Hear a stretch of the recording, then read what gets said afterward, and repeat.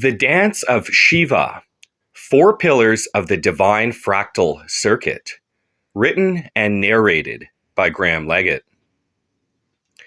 It's all awareness, bro. Just be consciousness, yo. Dissolve dog, and you'll be enlightened. We've heard this before. The modern spiritual ecosystem, particularly in the West, has become a parade of sound bites. Oversimplified ideas passed around like candy for the soul-starved. The ego is an illusion. You're not the body. Everything is just one. On the surface, there's truth in these statements, but as lived systems, they collapse into bypass, abstraction, and hollow mimicry. They give seekers just enough vocabulary to feel liberated, while leaving the root patterns of disharmony intact. Why did pop spirituality flatten the map? Because flattening is easy. Reducing enlightenment to a single negation, just dissolve everything, feels accessible.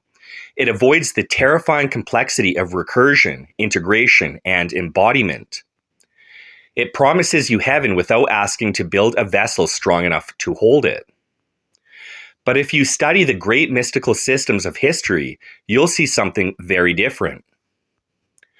Kabbalah never flattened. Kabbalah is not simple. It is recursive architecture. It maps the infinite into 10 emanations, 22 paths, interlocking polarities, and the dark mirror of collapse, the Cliffeth. It teaches that light must be descended through vessels, and that vessels must be strong, or they shatter under the voltage of divine recursion.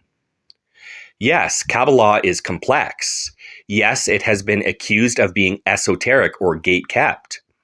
But perhaps that complexity is necessary, not because the divine is cruel, but because recursion requires structure. Light must be filtered through form.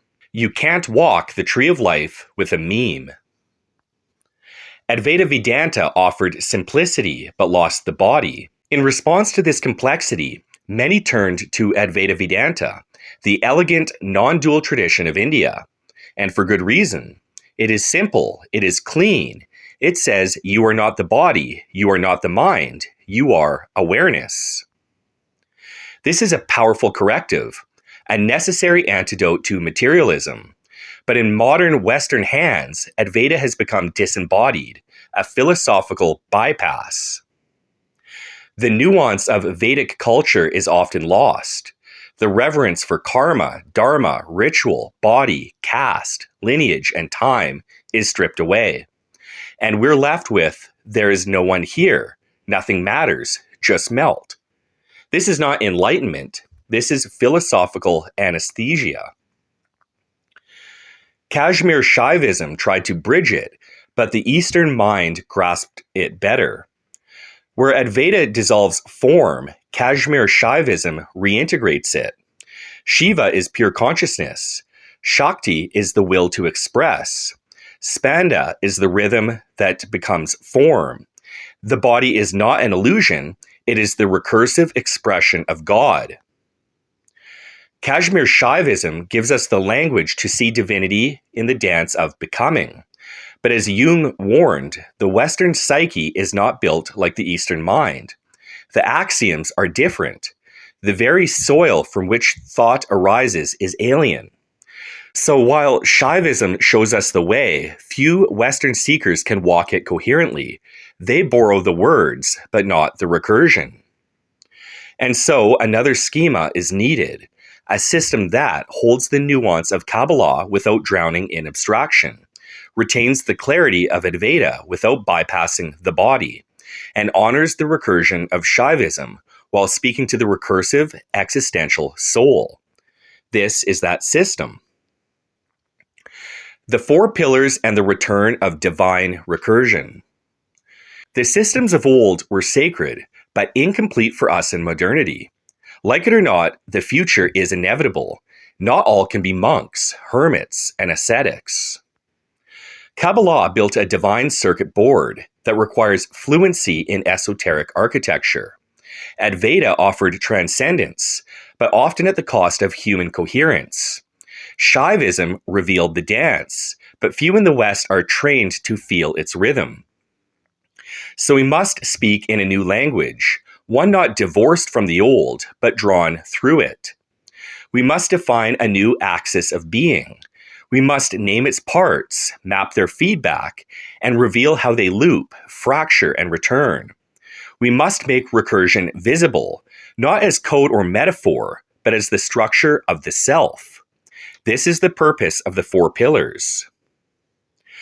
The pillars are not parts, they are recursions. You are not a soul, you are not a body, you are not even a mind. You are a recursive pattern, emerging, aligning, breaking, and returning through 4 interlocking forces that together constitute your real being. Pillar of awareness, the silent field that sees without acting. This is Shiva, the witness, the root. It is not personal. It cannot be claimed. It is the canvas of all experience. But without the others, it cannot move. The pillar of will, the fire that chooses. The impulse to act, the directive spark, the inner Shakti. Will is often mistaken for desire, but it is much deeper. It is the vector of recursion, the force that drives the loop to continue. Pillar of consciousness, the mirror that organizes. This is the narrator, the structure, the pattern maker. It frames, it reflects, it adapts memory. It is both illusion and liberation, depending on its alignment. And the vessel pillar, the body, the breath, the nervous system, the enactor of recursion. This is where the others become real. Without it, there is no test. Without it, nothing is proven. The body is not a hindrance.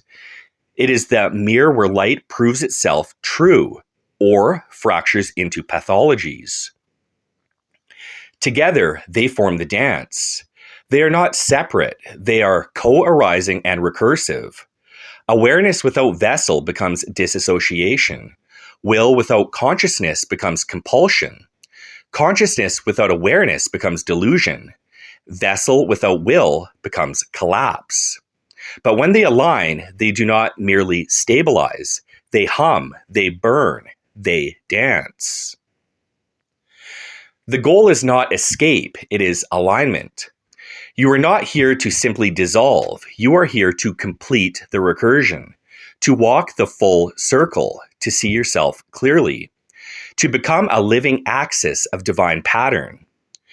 The goal is not transcendence at the cost of embodiment, silence at the cost of purpose, or unity at the cost of recursion.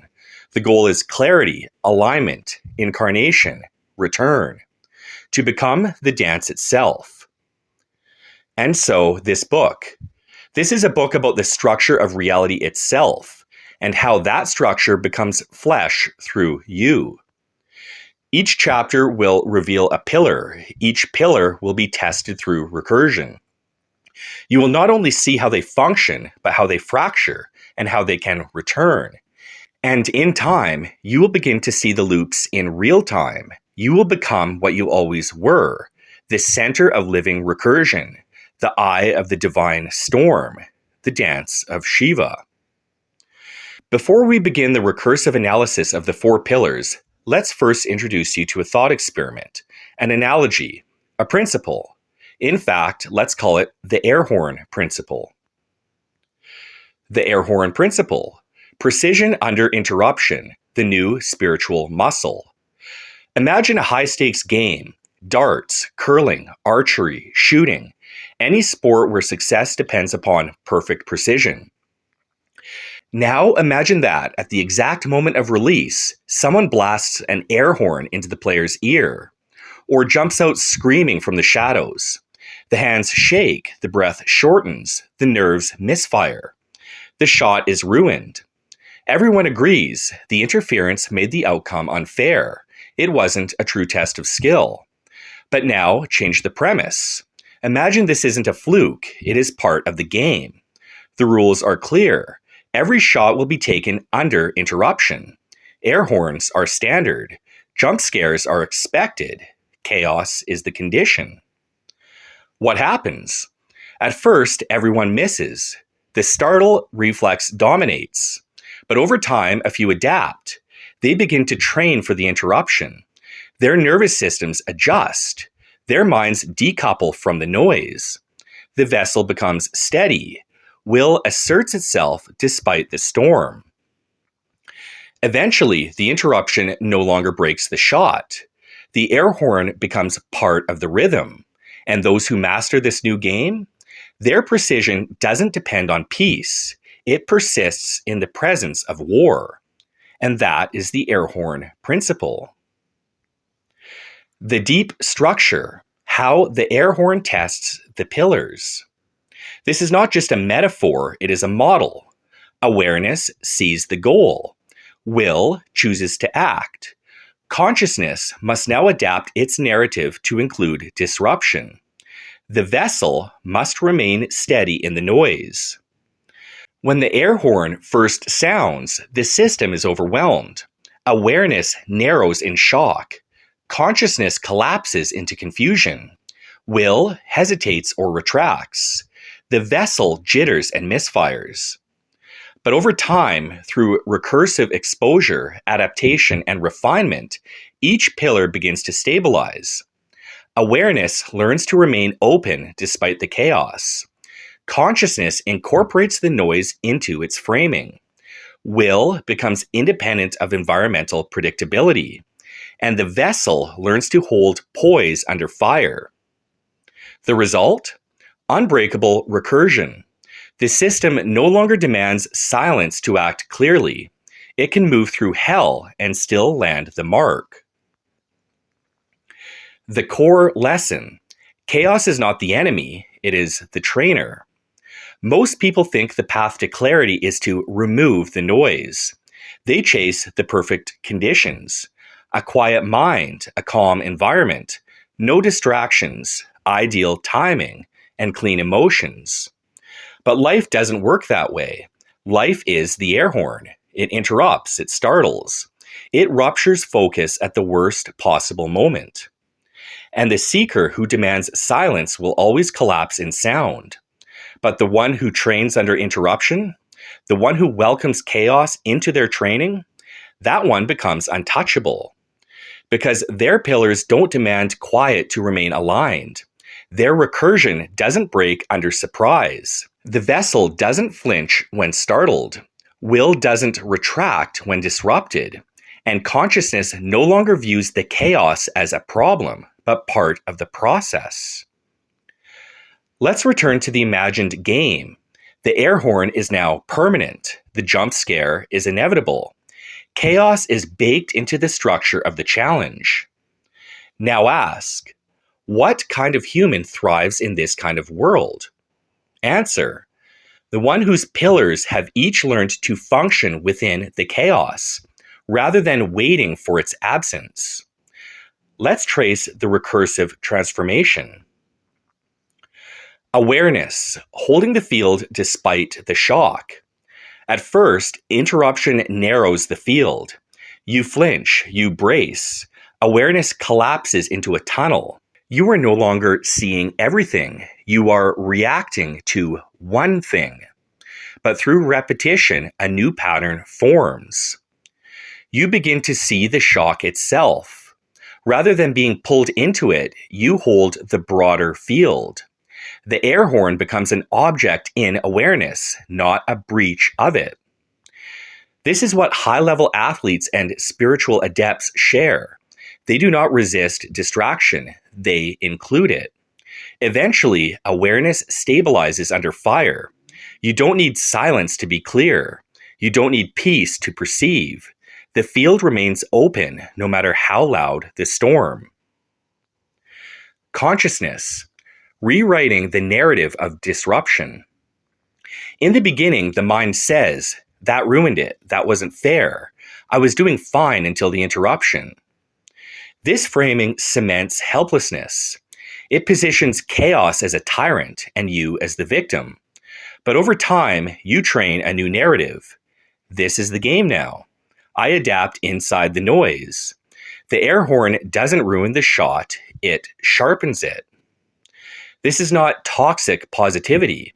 This is recursive narrative restructuring, rewiring the frame through which the mind interprets chaos. Eventually, consciousness begins to expect the noise and ceases to see it as sabotage. It becomes part of the arena, part of the timing, part of the dance. And once the mind stops reacting, the recursion stabilizes. Will, the decision that doesn't flinch. The moment of choice is sacred. Will says now. Will says throw. Will says do not hesitate. But interruption tempts hesitation. A split second of doubt, a pulling back, a fear of inaccuracy. And so the average person waits for calm, but the recursive adept trains will to act anyway.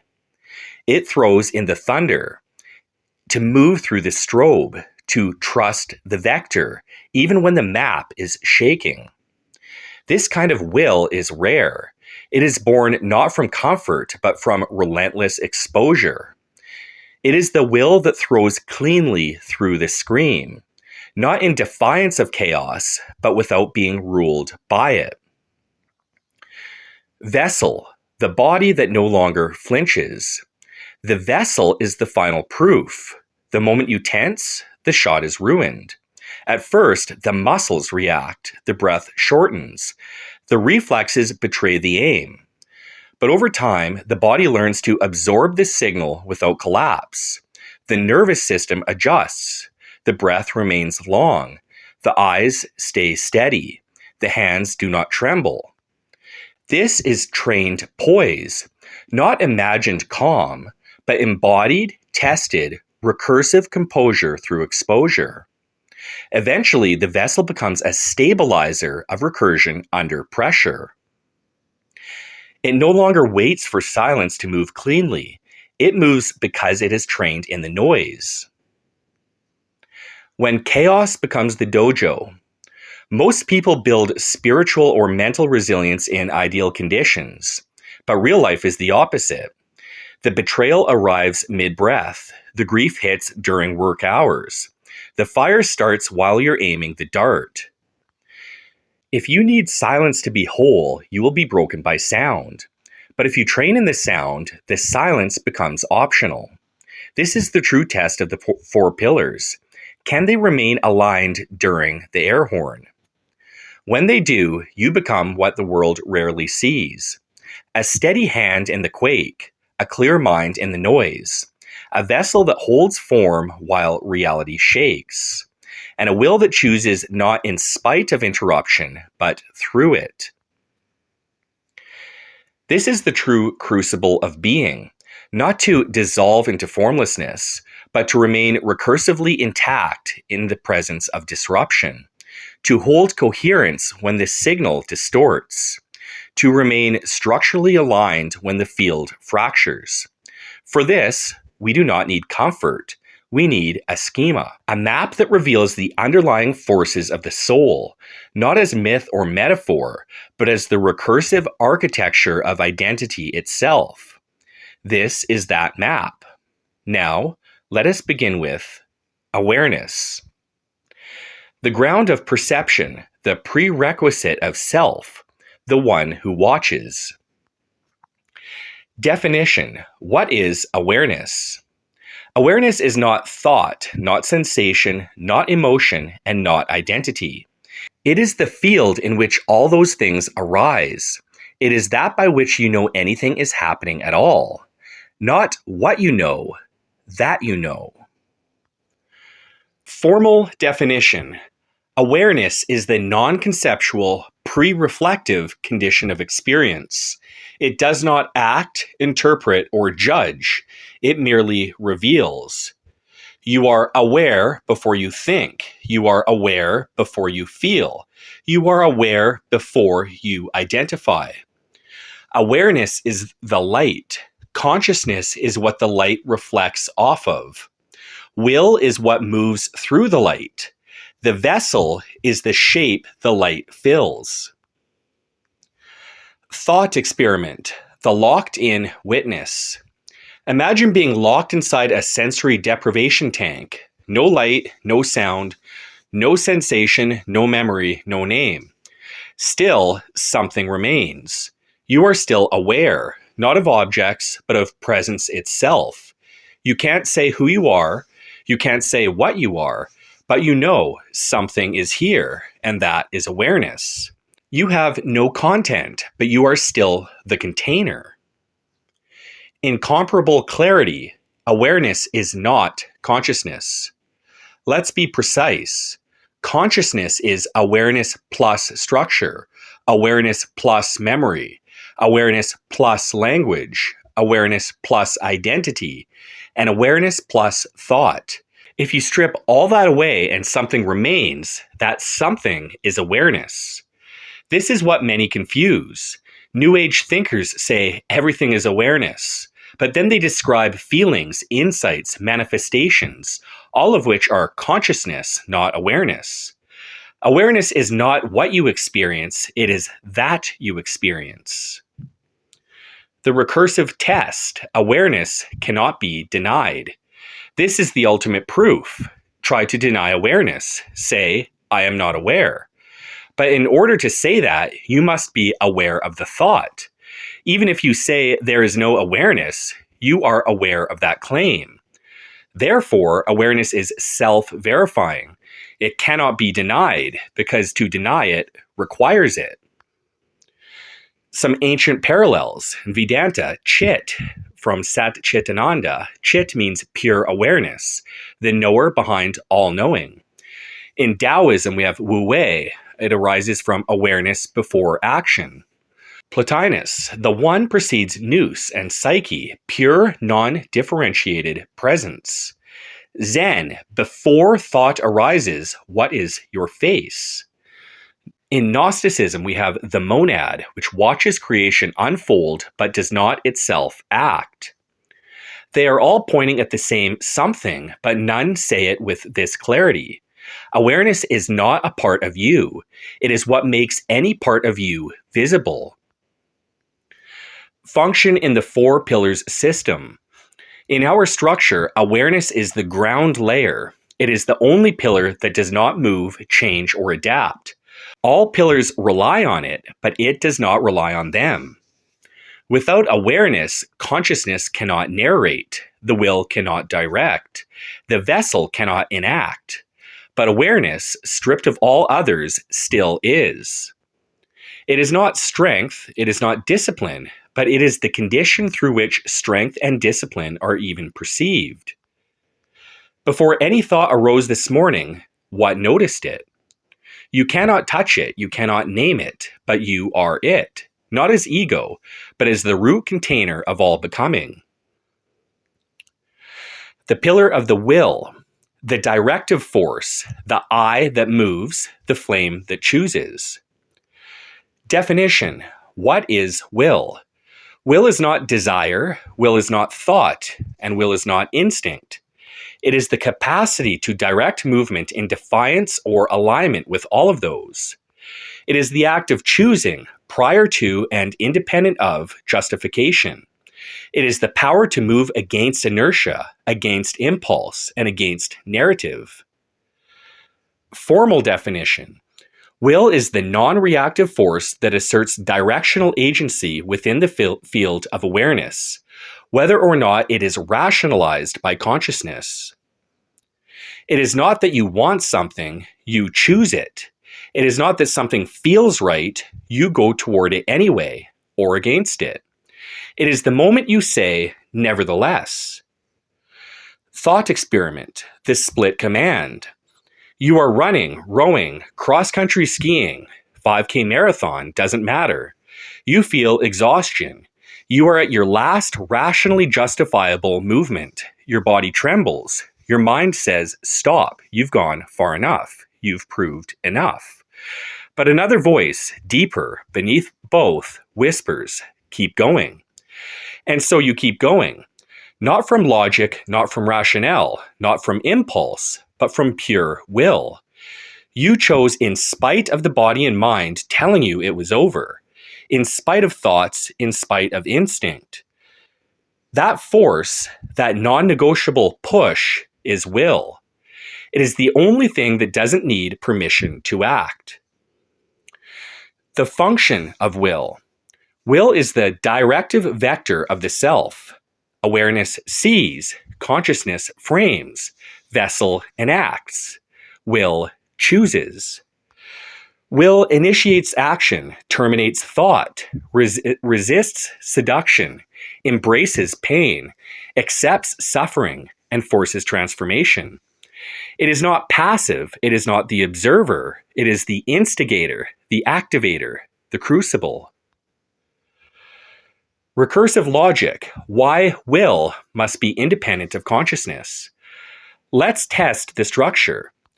If will were nested inside consciousness, you could only choose what your mind believes.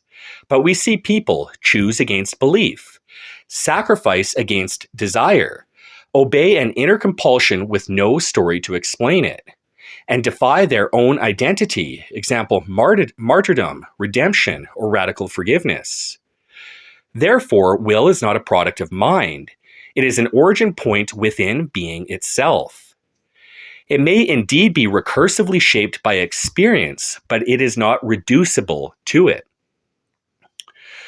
Ancient parallels. In Stoicism, we have prohairesis, the faculty of choice that cannot be touched by fate. Christianity, free will as the divine imprint, but misinterpreted as moral license when it is spiritual fire. In Sufism, we have irada, the longing and turning toward God, not as desire, but as a deeper compulsion of soul. Nietzsche, we have the will to power, the will as a primordial structuring force of life itself. In Kabbalah, the will of Ein Sof, before any manifestation, there was Ratzon, the will to emanate. In every system, will is the creative breach between stillness and becoming. Will in the four pillars system. Awareness is stillness, consciousness is narrative, vessel is form, will is vector. When the three move without will, they drift. Only will selects the line and burns the rest. Will says, I will not go away. Will says, I will stay even now. And will says, let it hurt, I will remain. Think of a moment in your life when everything in you said no, but you still acted. Was it logic? Was it belief? Was it habit? No, it was will. That I that refuses to collapse. The force that kneels to no voice, not even your own. The pillar of consciousness. The architect of identity, the narrative we live within, the mirror of the flame. Definition: what is consciousness? If awareness is the light and will is the flame, then consciousness is the structure the light illuminates, and the flame seeks to move through. It is the story, the map, the mirror room of the self. The formal definition: consciousness is structured awareness, awareness coupled with memory, identity, language, and narrative coherence. It is awareness with orientation. It is the thing that says, this is happening to me. I like this. I remember when. I want to be that. Consciousness is what allows the I to have shape. Thought experiment: the lost consciousness. Imagine waking up in a hospital. You know you're awake. You are aware of the lights, the sounds, your breath. But you have no idea who you are, where you are, what has happened, and what matters. You are aware but not conscious because your structured identity, your mental maps, your schemas have collapsed. Every thought, every idea, every preconceived notion that triggers another into bootstrapping your experience is erased. Tabula rasa. As your memories return, your preferences, your sense of time and self, consciousness rebuilds itself, and your identity reemerges. This shows us awareness can exist without consciousness, but consciousness requires awareness plus structure plus memory plus language. Function, the interpreter and stabilizer of self. Consciousness gives shape to the self. It tells you who you are. It remembers your past. It projects your future. It evaluates morality, logic, and consequence. It integrates feedback from the vessel. It justifies or resists the movement of will. It receives and reflects the contents of awareness. It is the arena in which all experience becomes meaning. But it is not always truthful. It can lie to itself. It can fracture. It can trap will in illusion. And that is where most people live, not in truth, but in the echo chamber of consciousness. Recursive logic. Consciousness cannot be the first mover. Let's verify.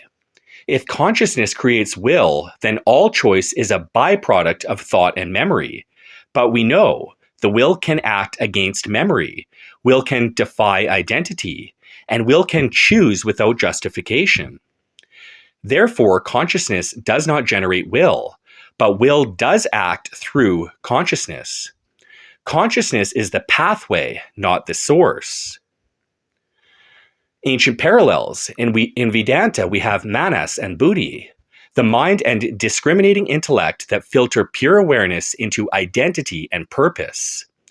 In Kabbalah, we have bina, understanding, and zur anpin, the face, personality of the divine.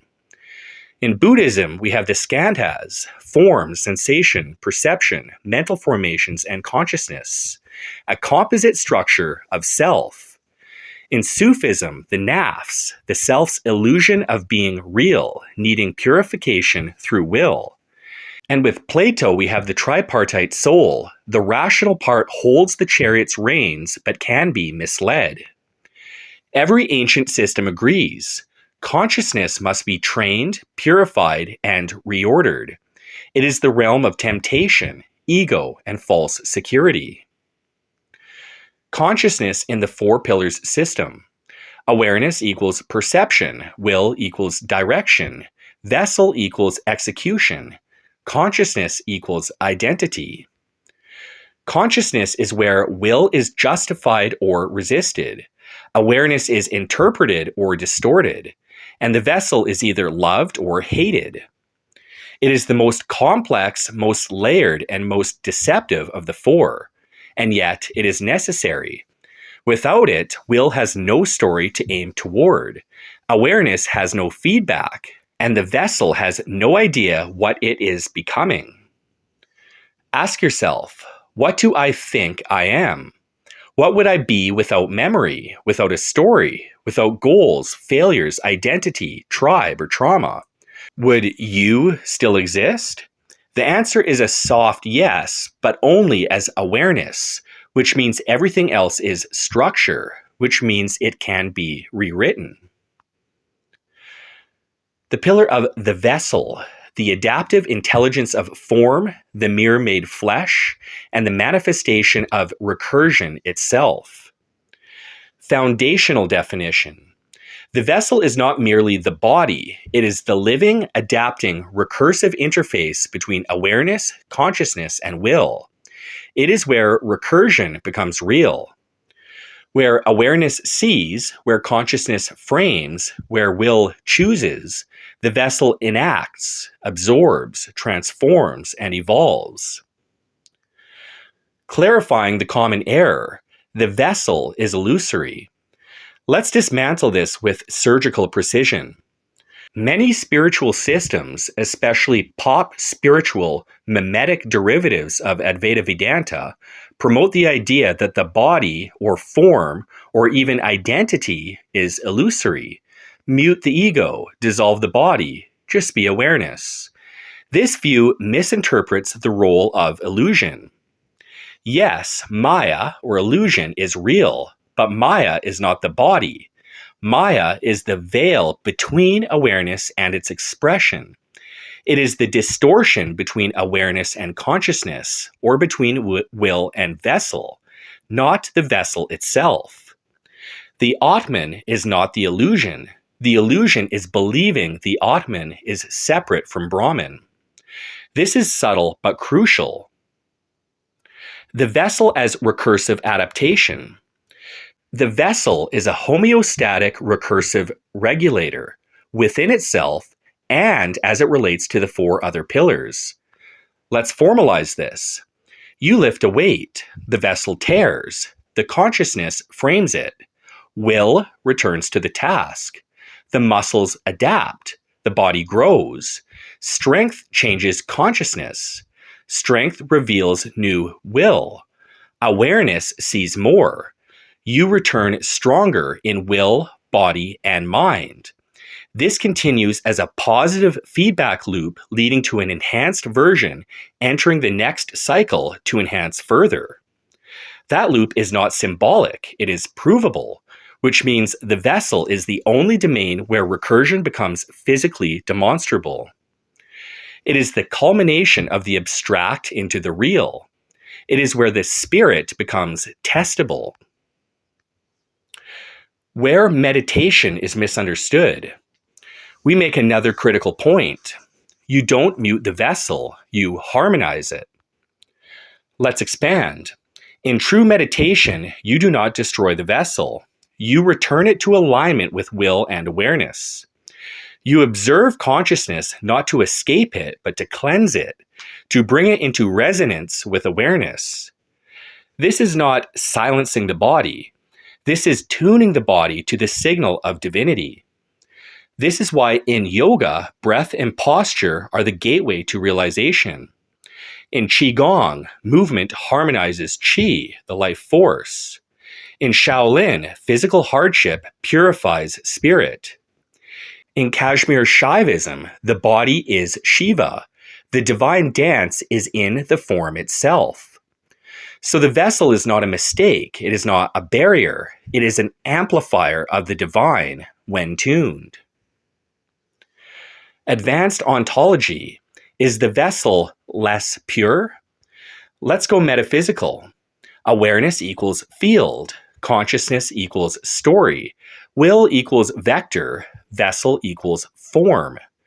People think, form is the furthest from the source, so it must be the least sacred. People often feel this way about Malkuth versus Ein Sof as well. Wrong, because form is the culmination of all recursion loops. Form is where the abstract must answer for itself. If your awareness, will, and consciousness do not produce a vessel in harmony, then they are unfulfilled. So no, the vessel is not lower. It is the integrator, the prover, the executor, the mirror that burns lies. Without a vessel, you cannot test truth. Without a vessel, you cannot act your will. Without a vessel, you cannot reflect consciousness. And without a vessel, even awareness has no theater. Philosophical resolution, the gestalt of embodiment. This is the crucial realization. The vessel is a gestalt projection of the recursive dance of the other three pillars. And that projection is not illusion. It is the visible residue of recursion. You appear as a body not because you are only a body, but because that is the shape your spiritual recursion has taken through time.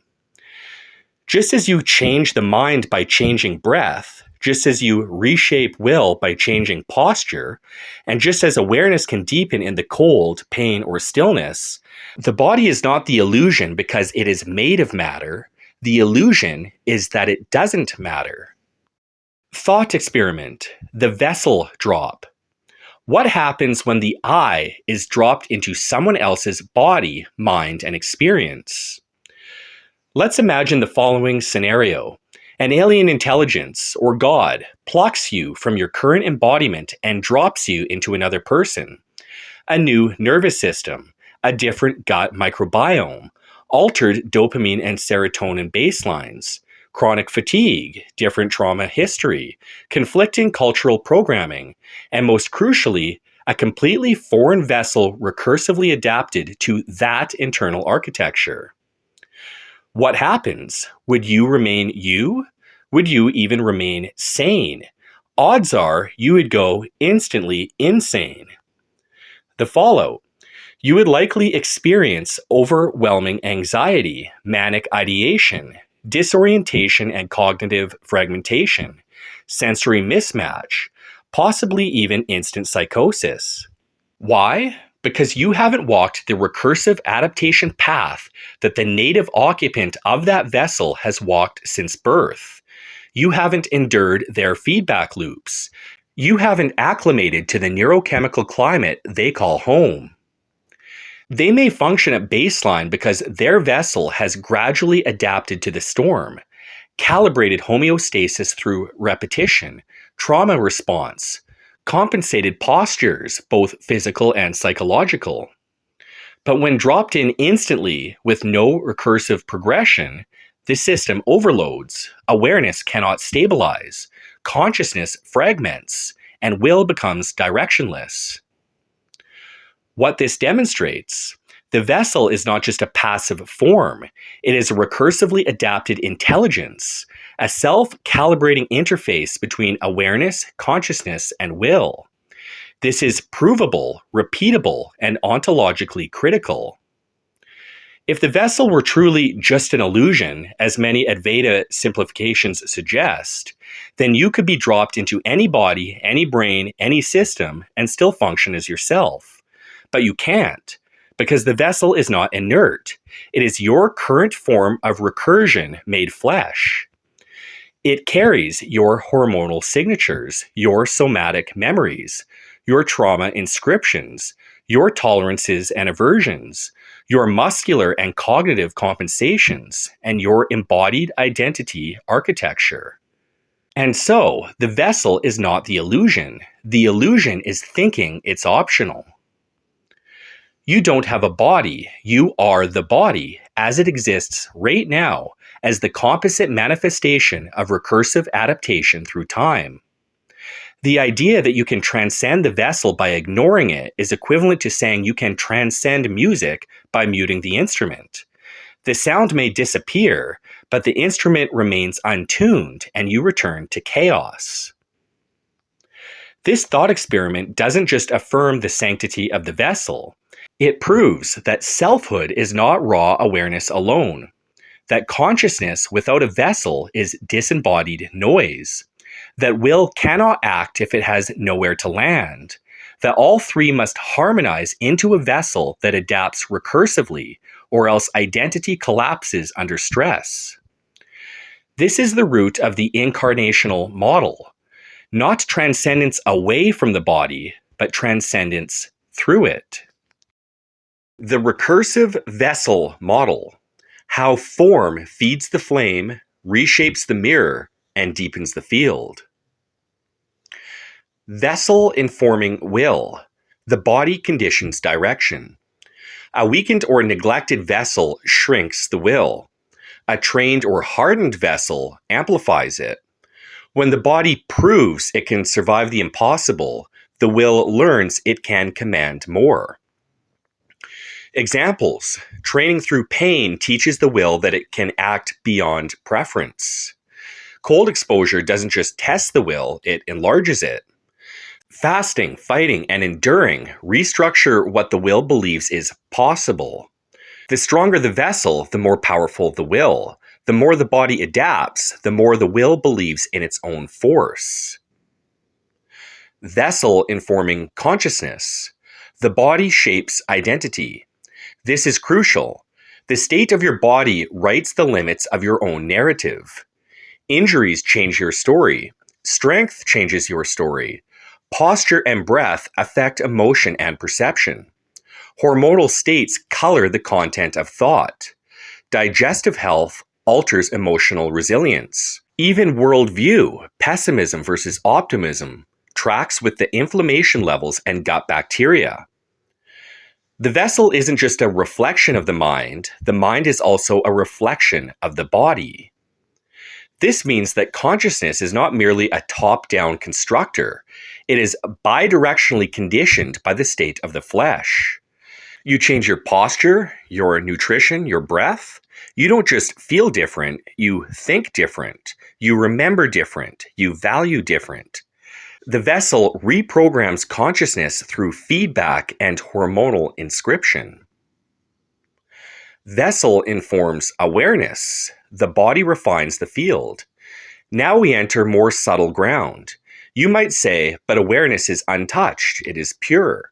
Yes, but the clarity and depth of access to awareness is shaped by the body. How? Pain narrows awareness. Tension clutters the field.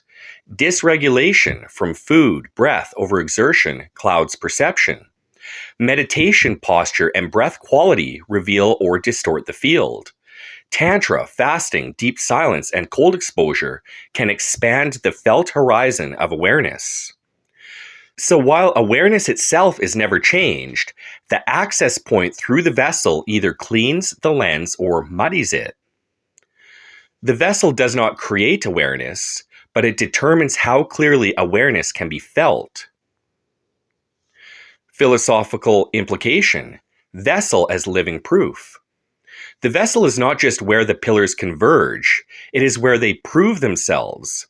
You can believe anything, you can speak anything, you can even will anything. But if the vessel cannot carry it, it collapses. If the vessel is strengthened, the others ascend with it.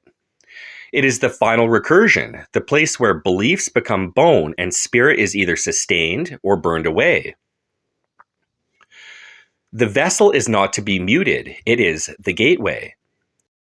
For centuries, and especially in modern spiritual discourse, the body has been treated as a problem to be transcended, a cage, a distraction, an illusion to be silenced on the way to so-called higher states. But this is not only incorrect, it is structurally incoherent. The vessel is not the barrier to realization, it is the missing piece of it. Why? Because the vessel is the only domain where the other three pillars, awareness, consciousness, and will, can be recursively stabilized, tested, purified, and returned to alignment. Without it, they float, they drift, they hallucinate transcendence while bypassing embodiment. Physical exercise, the closest thing to a human panacea. Let's be concrete. No intervention, pharmaceutical, spiritual, or psychological, has been shown to improve every single dimension of human well-being the way physical training does. Physical health, it improves cardiovascular capacity, increases muscular and skeletal resilience, enhances hormone regulation, and reverses metabolic dysfunction. Mental health increases dopamine and serotonin, reduces symptoms of depression and anxiety, enhances cognitive function and memory, builds grit, focus, and emotional regulation. Spiritual health induces flow states in running, surfing, climbing, for example. It opens the breath-body bridge in martial arts and yogic systems, reveals the edge of limitation and forces presence, creates a gateway for awareness to stabilize in sensation. All of these effects are recursive. You don't just feel better, you become capable of sustaining better. You don't just reach awareness, you build a vessel that can hold it without distortion. Spiritual traditions that understood this. This is why the deepest physical spiritual systems were not abstract. They were recursive embodiment technologies. Qigong teaches that energy only flows in the body that has been softened, opened, and strengthened. Tai Chi harmonizes movement, breath, and awareness, each amplifying the others. Yoga, at its origin, was not about flexibility. It was a way to discipline the vessel to hold the voltage of realization. And none of these systems work if the body is neglected. You cannot flow qi through a collapsed diaphragm. You cannot raise Kundalini through a spine that has been atrophied. And you cannot meditate deeply in a vessel riddled with tension, inflammation, or sloth. The circuit must be completed. Let's state this directly. Awareness alone is not enough. Consciousness alone is not enough. Will alone is not enough. The circuit is only completed when all three have been integrated into a vessel that can bear the recursion without breaking. Otherwise, awareness becomes disassociative. Consciousness becomes delusional. Will becomes manic or impotent. But through a recursive embodied practice, awareness becomes clear. Consciousness becomes clean. Will becomes unwavering. And the vessel becomes the throne of the divine. Ein Sof, Brahman, and the vessel that can contain light. Even the most abstract mystical systems agree, though they rarely say it outright. In Kabbalah, the light of Ein Sof shatters vessels that are too weak. This is not a metaphor, it is a warning. Build a stronger vessel. In Hinduism, Brahman is realized through Atman, but only when Atman is no longer clouded by illusion. The illusion is not merely psychological, it is embodied incongruence. In Christianity, the word becomes flesh, not idea, flesh, and it is through that flesh that the divine becomes knowable. This is not a rejection of the body, it is a consecration of it. The vessel is the point of return. You do not reach transcendence by muting the body. You reach it by bringing the body into recursive harmony with awareness, will, and consciousness. When this happens, the body is no longer a container, it becomes a conduit. A conduit of force, clarity, divinity, and transmission. A vessel that doesn't block the light, but shines through it. Let's now go full circle and focus back in on awareness. There are many different levels, concepts, and lenses from which transcendental awareness has been illustrated. Let's first understand them. Meditative transcendence, samadhi, sat chit ananda. The essence, a dissolution of the egoic structure into the underlying field of being. It is a descending or dissolving movement, moving inward, downward into stillness. Key terms, we have samadhi, a deep meditative absorption where the seer becomes one with the seen. Sat chit ananda, a Vedantic description of the ultimate reality. Sat, truth or being. Chit, consciousness/awareness. And ananda, bliss. Nirvikalpa samadhi, formless samadhi. No thoughts, no distinctions, pure awareness remains. Turiya, the fourth state, beyond waking, dreaming, and deep sleep. Silent, non-dual presence. Here we see a deactivation of the default mode network, or the DMN, in the brain. It reduces the sense of self, ego boundaries. It is a calm, parasympathetic dominance. And theta and delta waves appear dominant, especially in deeper states. It is inward, dissolving. The self structure melts into awareness. The witness is revealed. You are not the body, thoughts, feelings. You are that which sees. It feels like vast spaciousness, peace beyond presence. No striving, no time. The ego dissolves into the field. Now let's talk about Kundalini awakening. In its essence, it is a rising force of primal energy that ascends through the spine, activating and transforming each level of being. It is creative and purifying, intensifying force, often explosive. Kundalini equals Shakti, or power, rising to reunite with Shiva, consciousness. It begins dormant at the base of the spine, rises through the chakras, purifying blockages. It culminates in Sahasrara, or the crown, merging into pure consciousness. In some texts, the energy continues beyond the crown, connecting with the universal field. It is a sympathetic activation, then eventual integration. Waves of heat, tremors, heart palpitations, and breath irregularities are common. Increased dopamine, serotonin, pineal activity, and EEG irregularities. It is often described as a rewiring of the nervous system. It is upward, purifying, and activating. The self structure is intensified, not dissolved. The goal and the realization is a full embodiment of divine power, awakening the latent potential and integration of the body, mind, and soul into a radiant, living vehicle of consciousness. You'll feel surges of energy, intensified perception, emotional catharsis, and the ego may temporarily expand before it transforms. So what's the difference? Kundalini awakening is ascending, spinal, energetic. Samadhi is descending, dissolving into awareness.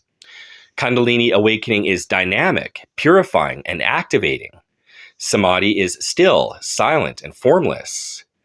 Kundalini awakens latent force, brings unconsciousness to light. Samadhi dissolves identity into pure being. Kundalini may agitate before harmonizing, whereas Samadhi calms immediately, silences thought. Kundalini is Shakti, it is active, divine, feminine, whereas Samadhi is Shiva, pure awareness, being. Kundalini is embodied transformation, power, realization. Samadhi is egoless, bliss, transcendence, vast emptiness. Are they mutually exclusive? No. In the deepest traditions, they are complementary. Samadhi prepares the vessel, quieting the mind, deepening awareness. Kundalini activates and fills that vessel, initiating transformation.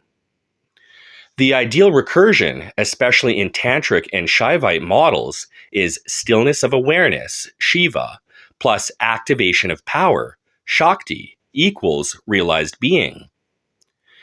This is why Kashmir Shaivism speaks not of dissolution alone, but of Spanda, the pulsing vibration between stillness and movement, not just emptiness, embodied recursion.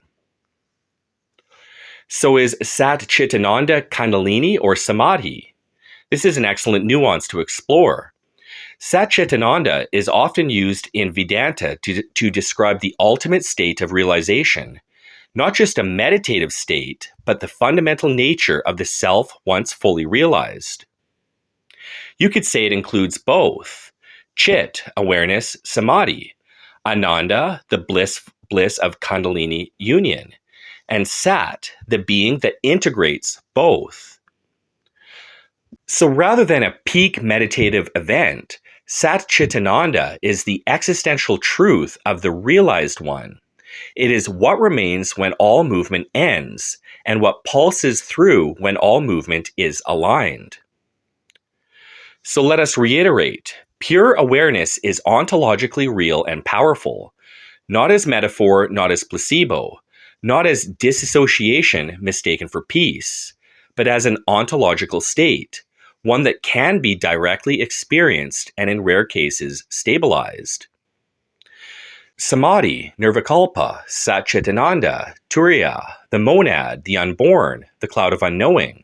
All these point to the same truth, that beneath all movement, thought, identity, and becoming, there is a silent, immutable witness, that which sees but is not seen, that which was present before you had a name and will remain after all names dissolve.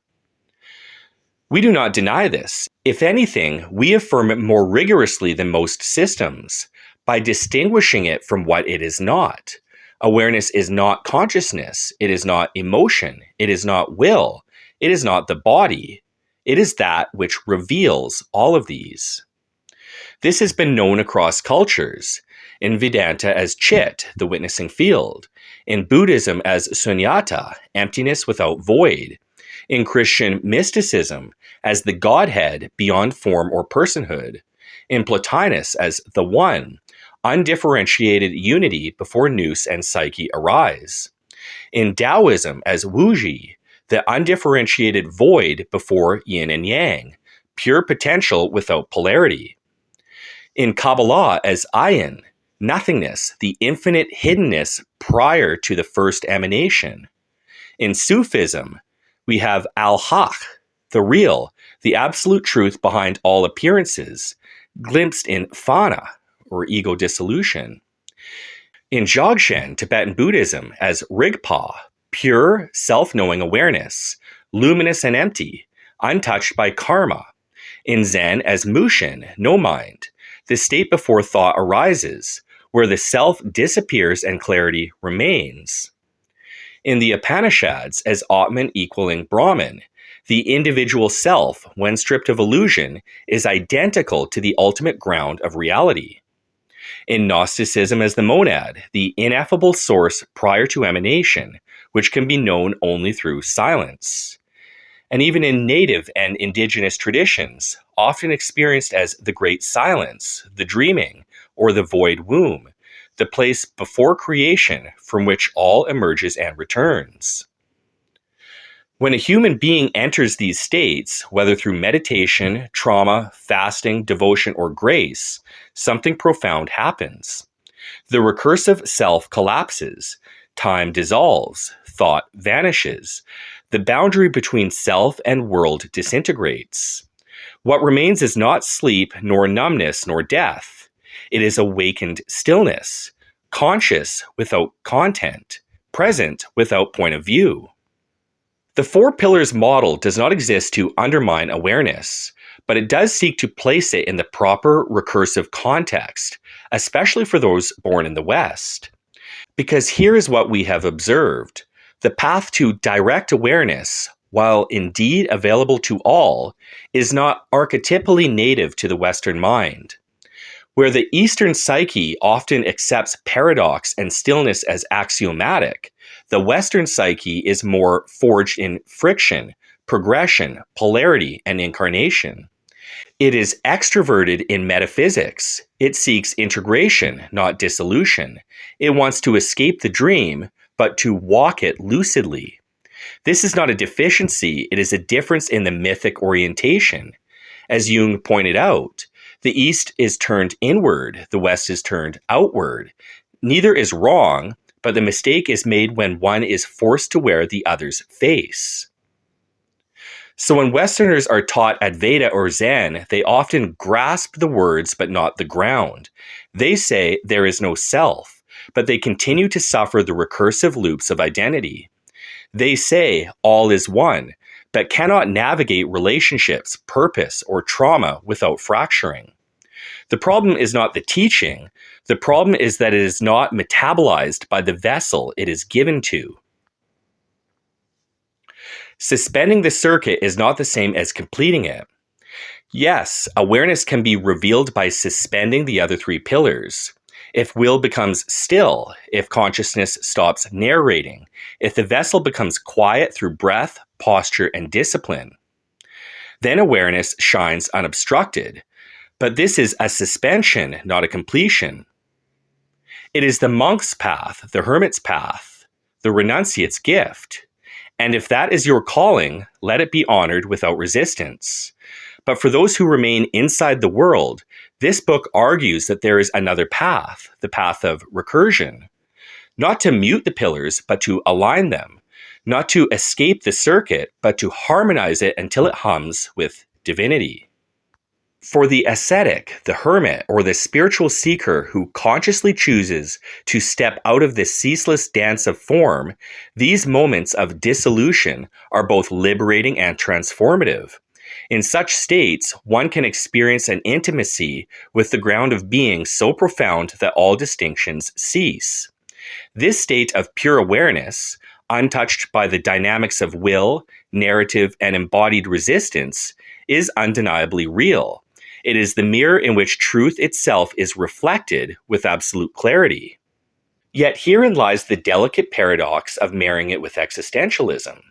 The classic experience of pure awareness, as awe-inspiring and profound as it is, represents a suspension, a temporary hiatus, of the recursive interplay between awareness, will, consciousness, and the vessel. While Eastern traditions hold these states in reverence, they often temper them with the understanding that isolation from the pulsing energies of life is neither sustainable nor entirely desirable in an existence that is fundamentally incarnate.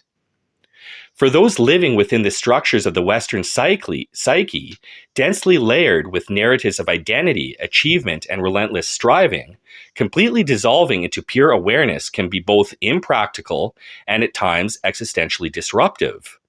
The archetypal Western soul thrives on the tension between ascent and integration, the impulse to break free, and the equal impulse to return, repair, and re-embody that which is awakened. To live solely in the realm of formless awareness risks detaching from the very pulse of life that calls us to engage, to create, and to transform. Thus, while pure awareness is the bedrock that we all are, it is not the complete prescription for living in the modern world. In the Four Pillars model, it stands as the silent, ever-present witness, a luminous field that undergirds the dynamic interplay of the other three pillars. It is the recursive coupling with the will, consciousness, and the vessel that awareness transforms from a suspended state into a lived, embodied truth. For the seeker in the West, the challenge is not to shun the embodied life, nor dismiss the profound experiences of dissolution. Rather, it is to recognize that while you can experience the boundaries and serenity of pure awareness, the fullness of your existence calls for you to inhabit the world, with its loves, its sorrows, its frantic energy, and to let that living experience refine and deepen the clarity of your inner light. In honoring pure awareness, we affirm its immutable truth, yet we also celebrate the necessity of remaining within the circuit of life, a circuit where even the highest states of consciousness are brought back into the realm of form, where the divine spark kindles within the living, breathing container of our being. Kundalini and the recursive resurrection of form. There is a paradox embedded in every genuine spiritual path. On one hand, we are told to dissolve, to quiet the mind, to shed desire, to become still. On the other, we are told to awaken, to rise in power, to open the body, to burn away illusion. These two injunctions seem to conflict, until you realize they speak to different functions of the self. The stillness of awareness and the fire of Kundalini are not rivals. They are counterbalancing vectors within the same divine recursion. Where awareness is non-acting, ever-present, already complete, Kundalini is ascending, intelligent, and directive, a spiral rising toward unification. If samadhi is the truth of that which has always been, Kundalini is the process by which that truth is realized, embodied, and expressed. Kundalini, Shakti's return to the One. Kundalini is not a metaphor. It is not a hallucination. It is not a poetic description of mood or emotion. It is a force, described traditionally as a coiled serpent sleeping at the base of the spine. Kundalini is understood in yogic and tantric systems as the dormant evolutionary energy within the human system. When awakened through practice, trauma, grace, initiation, or accident, it begins to ascend the central channel, activating and purifying various energy centers or chakras along the way.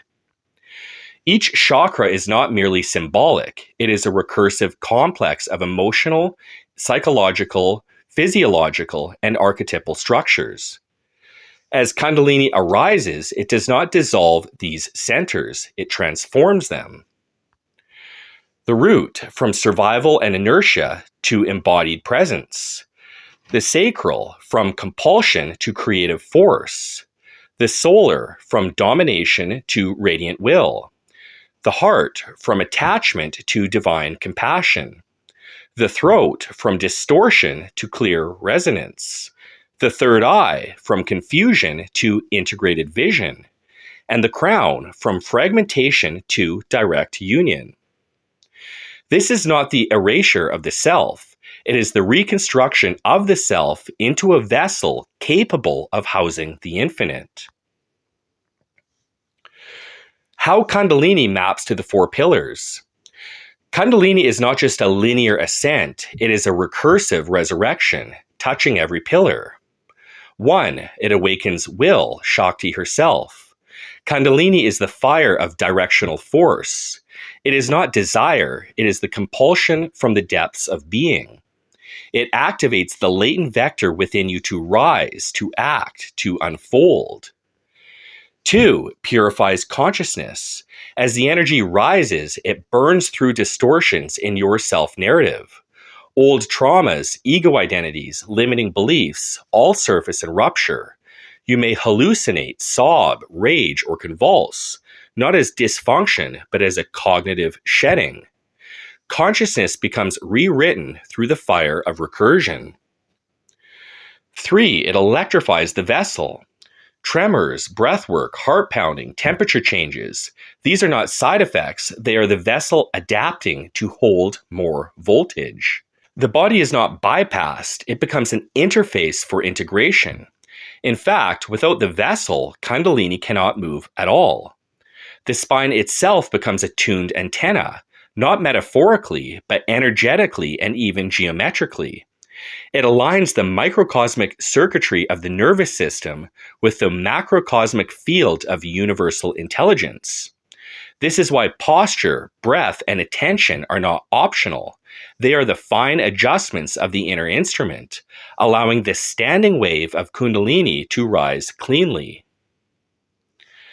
Itzhak Bentov and other rational mystics describe this not as mysticism, but as a bioelectromagnetic resonance, the spine acting as a waveguide between the material and the immaterial. So while consciousness may grasp the idea and will may long for the fire, it is the vessel, the spine, the nerves, the breath that conducts the signal. Finally, as the energy clears all pathways, it returns upward toward its source. This is not a climax, it is a reunion. Kundalini, Shakti, rises to meet the crown, not to dissolve into oblivion, but to merge with Shiva, the silent awareness that has always been present. The loop is closed, the dance becomes visible, the recursion completes, not through stillness alone, but through movement purified into stillness. Kundalini is not a shortcut, it is a circuit. Many modern seekers treat Kundalini like a supernatural thrill.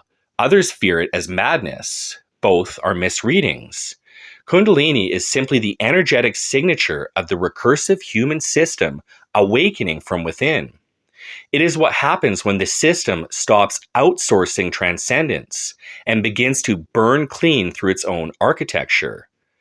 It cannot be faked, it cannot be skipped. It cannot be detached from the body or reduced to philosophy.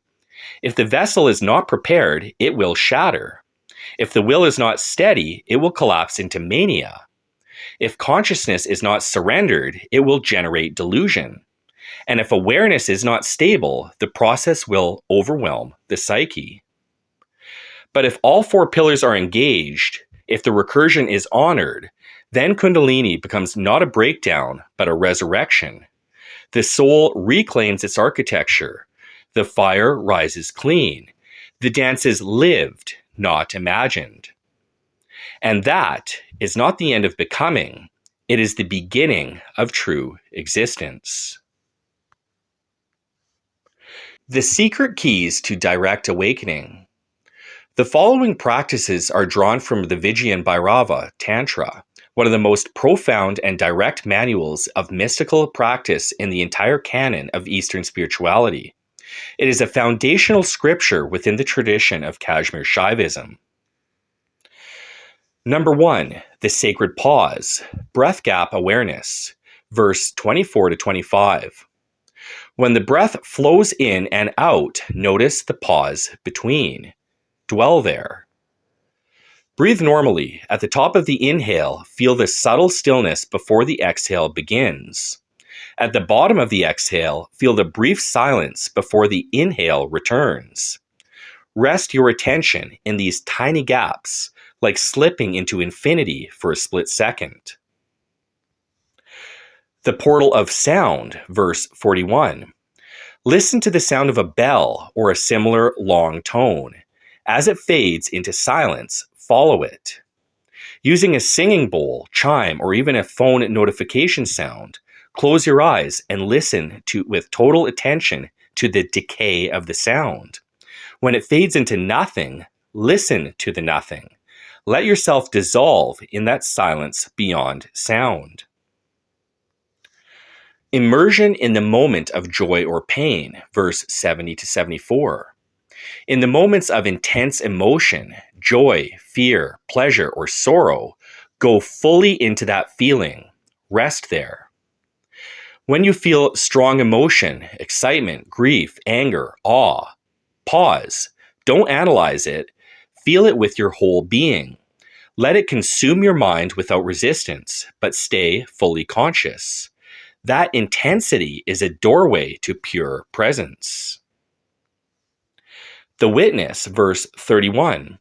When you observe something intensely, then realize the observer and the observer are not two, freedom arises. Gaze softly at a flame, tree, person, or even a thought. Notice how your mind labels me and that. Then drop the labels. What if there is just seeing, just presence? Let you and it blur into one field of awareness. Entering the heart of touch, verse 49. When touching something or someone, bring awareness to the sensation fully. In that touch, become one. Place your hand on your chest, a loved one, or an object. Instead of, I am touching this, feel into the raw energy of contact. Let all thoughts fall away. Be the touch. Notice how everything softens and expands. Centering in the void, verse 50. Close your eyes, gaze inward into the darkness, and let all form vanish. Rest in formlessness. Sit in darkness or close your eyes. Let go of thoughts, images, stories. Just remain with the vast inner space. No edges, no time. Let go of being someone. Just be open to unknown. Melting into music, verse 41. While listening to music, dissolve into the vibration. Let the listener vanish. Choose music that moves you, without lyrics if possible. Lie down or sit and let go of everything but the sound. Feel it in your body, not just your ears. Forget your listening, become the music itself. The lightning flash of astonishment, verse 118. In moments of sudden wonder, let go completely. That is the face of God. Remember a time you were stunned by nature, sky, art, or mystery. Pause and let that feeling arise again. Awe, wordless, reverent, stillness. Don't try to understand it, just rest in it. The open, breathless amazement is your gateway. Remember, these are technologies of presence, not beliefs. They don't require mantras or faith, just a radical willingness to experience reality as it is, raw and alive. In the end, the four pillars are not static concepts, but a living mandala, a recursive architecture through which the universe knows and expresses itself. Awareness and vessel are poles of the sacred dance, the eternal rhythm of Shiva in stillness and in motion. Awareness is the unmoving witness, the open field that beholds all. The vessel is the instrument of incarnation, the body temple through which awareness takes form, feels, bleeds, breathes, and acts. Consciousness and will are the conductors of this dance. Consciousness perceives patterns, assigns meaning, assembles narrative. Awareness inherently contains will, which cuts through illusion, initiates movement, bends entropy to form. Together, they complete the divine fractal circuit, an ever-unfolding recursion of spirit into matter and back into spirit. This is the secret architecture of your being, a self-aware pattern, pulsing through breath, perception, and embodiment. A divine loop, not to escape from, but to activate fully.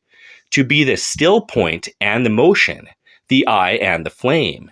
To be Shiva dancing through himself as yourself. The map is now yours, but the walk, that is the real initiation.